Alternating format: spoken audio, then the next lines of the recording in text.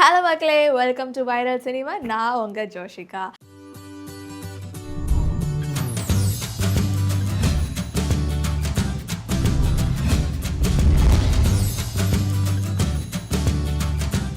So ஓப்பனிங்கே வந்துட்டு நம்ம சூர்யா 46 படத்தை பற்றி தான் ஒரு அப்டேட் சொல்ல போகிறேன். ஸோ அதுக்கு முன்னாடி ஆல்ரெடி ஆர்ஜே பாலாஜி சார் டைரக்ஷனில் சூர்யா 45 படத்தோட போஸ்டர்லாம் ரிலீஸ் பண்ணியிருந்தாங்க ஜூன் 20 அன்னைக்கு. இப்போ அடுத்ததாக வந்துட்டு சூர்யா 46. ஸோ இந்த படத்தை வந்துட்டு யார் டைரக்ட் பண்ண போகிறாங்கன்னு பார்த்தீங்கன்னா வெங்கி அட்லூரி தான். ஸோ இவர் வந்துட்டு ஒரு இன்டர்வியூவில் சொல்லியிருக்காரு இந்த மாதிரி, இந்த படத்தை வந்துட்டு ஆக்சுவலி ஒரு பயோபிக் ஸ்டோரியாக தான் எடுக்க போகிறேன் அப்படின்ட்டு சொல்லியிருந்தாங்க. ஸோ யாரோட பயோபிக் ஸ்டோரின்னு பார்த்தீங்கன்னா சஞ்சய் காந்தி. ஸோ சஞ்சய் காந்தி எல்லாருக்குமே தெரிஞ்சிருக்கும், நம்ம இந்திரா காந்தியோட இளைய மகன் தான் சஞ்சய் காந்தி. ஆனால் அது மட்டும் இல்லாமல் அதோட ரைட்ஸ் வாங்குறதுக்கு கொஞ்சம் டிலே ஆகிற காரணத்தினாலையும் அண்ட் ஆல்ரெடி வந்துட்டு 2 பயோபிக் ஸ்டோரி வந்துட்டு நம்ம சூர்யா சார் வச்சு எடுத்திருக்காங்க. அதாவது சூரரை போற்று அண்ட் வந்துட்டு ஜெய்பீம். ஸோ திருப்பி இன்னொரு பயோபிக் ஸ்டோரி வேணாங்கிற ஒரு ரீசன்னால இந்த கதை வந்துட்டு ஃபுல் அண்ட் ஃபுல் ஒரு ஃபேமிலி ஓரியன்ட் மூவியாக தான் இருக்க போகுது. ஸோ இது ஃபுல் அண்ட் என்டர்டைன்மெண்ட்டாக இருக்க போகுது அண்ட் ஹியூமன் எமோஷன்ஸாக இருக்க போகிறதா நம்ம வெங்கி அட்லூரி சொல்லியிருக்காங்க. அண்ட் அது மட்டும் இல்லாமல் இதில் இன்னொரு முக்கியமான விஷயம் என்னென்னா சஞ்சய் ராமசாமி. ஸோ கண்டிப்பாக எல்லாருக்குமே தெரிஞ்சிருக்கும், நம்ம கஜினி படத்தில் நம்ம சூர்யா சார் சஞ்சய் ராமசாமி ரோலில் நடிச்சிருப்பாங்க. ஸோ அந்த மாதிரி ஒரு கேரக்டரை திருப்பி இந்த ஒரு சூர்யா 46 இந்த படத்தில் வந்து பார்க்க போகிறதா நம்ம வெங்கி அட்லூரி நம்ம இன்டர்வியூவில் சொல்லியிருக்காங்க.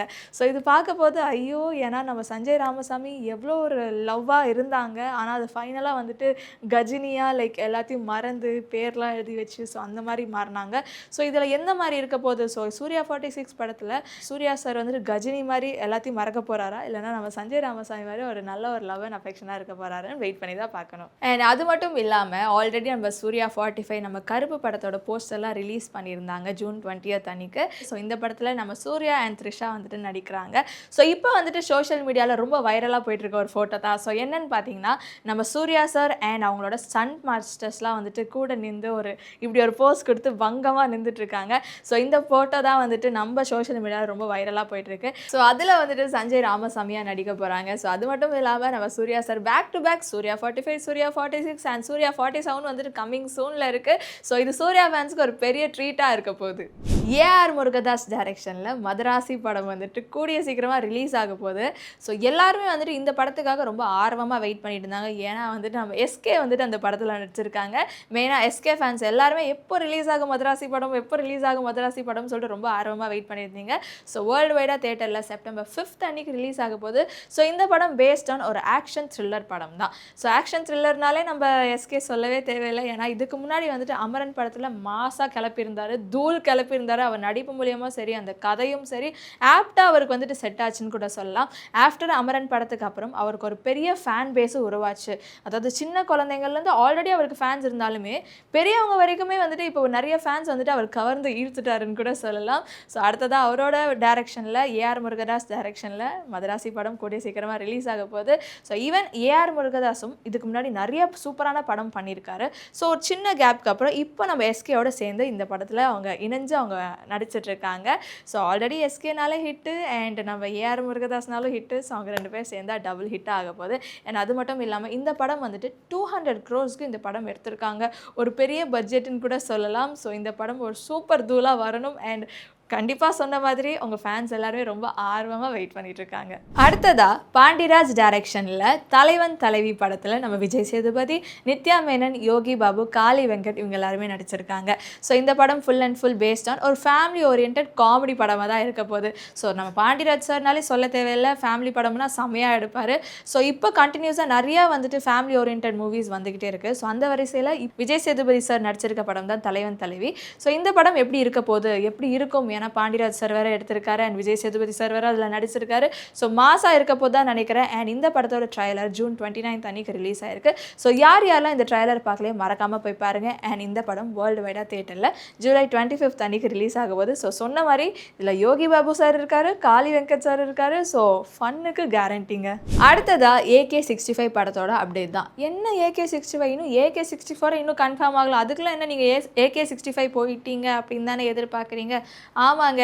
ஸோ கடைசியாக வந்துட்டு நம்ம அஜித் வந்துட்டு குட் பேட் அக்லி படத்தில், அதாவது ஆதிக் ரவிச்சந்தர் டைரக்ஷனில் ஒரு படம் குட் பேட் அக்லி வந்திருந்தது.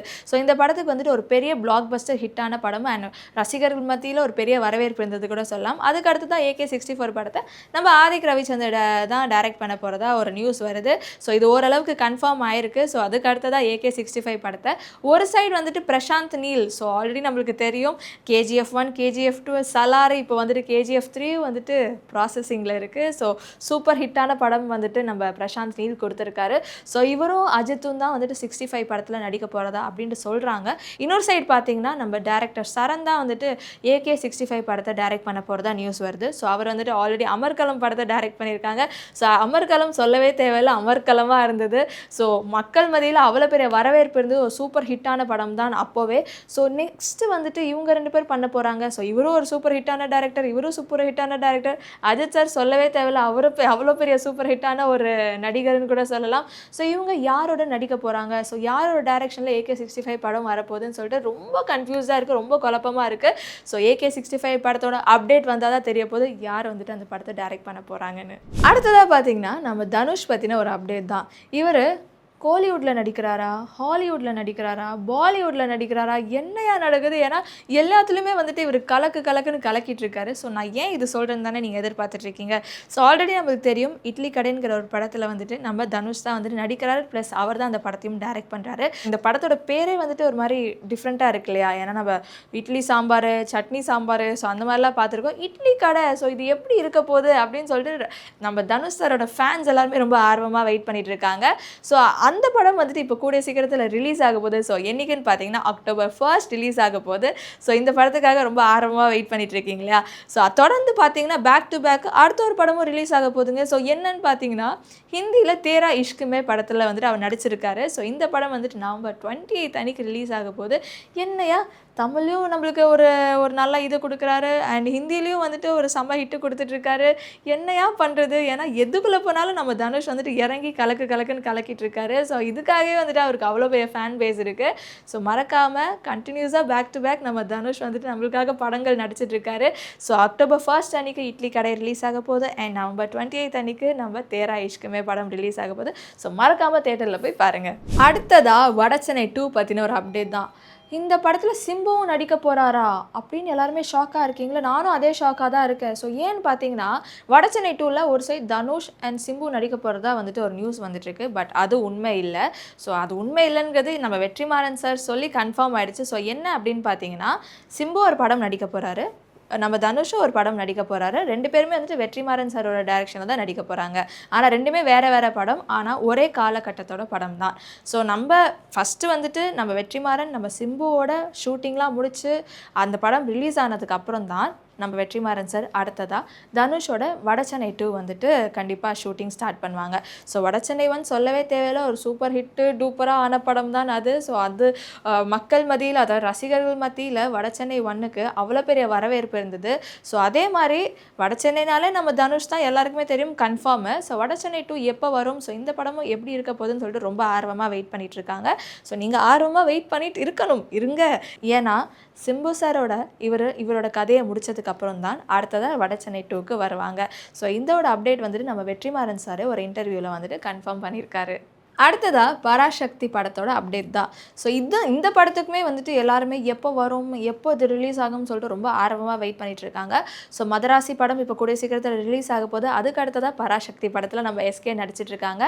சில காரணத்தினால இந்த படத்தோட ஷூட்டிங் வந்துட்டு அதாவது இந்த படத்தோட ஷூட்டிங் வந்துட்டு ஸ்டாப் பண்ணி வச்சுருந்தாங்க. இப்போ திருப்பி இந்த படத்தோட ஷூட்டிங் வந்துட்டு ஜூலைலேருந்து ஆரம்பிக்க போகிறதா வந்துட்டு ஒரு நியூஸ் வந்திருக்கு. ஸோ சில ரீசன்னால அவங்க ஸ்டாப் பண்ணி வச்சுருந்தாங்க. இப்போ அந்த ரீசன்லாம் முடிஞ்சனால இப்போ ஜூலைலேருந்து அந்த படத்தோட ஷூட்டிங் ஆரம்பிக்க போகிறாங்க. ஸோ கூடிய சீக்கிரத்தில் இந்த படத்தோட ஷூட்டிங் ஆரம்பித்து இந்த ஷூட்டிங்லாம் முடிச்சு எடிட்டிங் ஒர்க்லாம் முடிஞ்சு இந்த படம் வந்துட்டு கூடிய சீக்கிரத்தில் ரிலீஸ் ஆக போகுது. ஸோ இந்த படத்துக்காக ரொம்ப ஆர்வமாக வெயிட் பண்ணிட்டு இருக்காங்க. ஸோ ஏன்னு பார்த்தீங்கன்னா மதராசி படம் ரிலீஸ் ஆக போகுது. ஸோ எஸ்கே ஃபேன்ஸ் எல்லாருமே ரொம்ப ஆர்வமாக வெயிட் பண்ணிட்டு இருக்காங்க. ஸோ இந்த படமும் வந்துட்டு நம்ம எஸ்கே ஃபேன்ஸ்க்கு ஒரு பெரிய ட்ரீட்டாக இருக்க போகுது. அடுத்ததாக வாடிவாசல் படத்தோட ஒரு அப்டேட் தான். ஸோ வெற்றிமாறன் சார் ஒரு இன்டர்வியூவில் வந்துட்டு நம்மளுக்கு கிளியராக ஒரு அனௌன்ஸ்மெண்ட் கொடுத்துருக்காங்க. ஸோ அதுக்கு முன்னாடி வாடிவாசல் படத்தில் நம்ம சூர்யா சார் தான் நடிக்கிறாரு. ஸோ இந்த பேர் எப்போ வச்சாங்களோ அப்போத்துலேருந்து நிறைய பிரச்சனை வந்துட்டு அவங்க சந்திச்சுட்டு வரதா வந்துட்டு ஒரு இன்ஃபர்மேஷன் வந்து இருந்தது.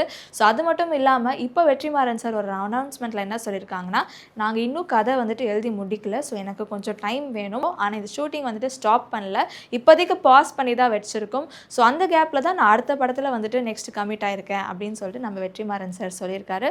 ஆனால் வாடிவாசல் கன்ஃபார்மாக வரப்போகுது, கன்ஃபார்மாக ஷூட்டிங் நடக்கும், ஆனால் என்னைக்கு அப்படிங்கிறது சொல்லலை. ஸோ இந்த படத்தை ட்ராப் பண்ணலை.